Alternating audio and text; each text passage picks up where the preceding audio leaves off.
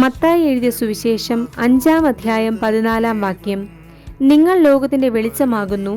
മലമേലിരിക്കുന്ന പട്ടണം മറഞ്ഞിരിപ്പാൻ പാടില്ല.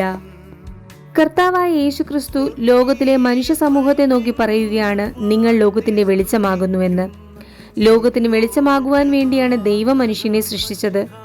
ചുറ്റുമുള്ളവ സകലവും കാണുവാനും അറിയുവാനും മനസ്സിലാക്കുവാനും വെളിച്ചം നമ്മെ സഹായിക്കുന്നു. സ്വയം പ്രകാശിക്കുന്നതിനാൽ ചുറ്റുമുള്ള ഇരുൾ മൂടിയിരിക്കുന്ന എന്തിനേയും വെളിച്ചമാക്കുവാനും അത് കാരണം തന്നെ ഏത് അപകടത്തെയും തിരിച്ചറിയുവാനും നമുക്ക് സാധിക്കുന്നു. സ്വയം പ്രകാശിക്കുന്നവർ മലമുകളിലെ പട്ടണം പോലെയും ഉയരങ്ങളിൽ കത്തിച്ചു വെച്ച വിളക്ക് പോലെയും പ്രകാശിക്കും. അതിനാൽ ക്രിസ്തു പറയുകയാണ്, നിങ്ങളെ ഭൂമിയിൽ സൃഷ്ടിച്ചിരിക്കുന്നത് വെളിച്ചമായി ഭൂമിയിൽ ശോഭിച്ച് എല്ലാവർക്കും പ്രകാശം പരത്തി ചുറ്റുമുള്ള അപകടങ്ങളിൽ നിന്നും മറ്റുള്ളവരെ രക്ഷിക്കുക.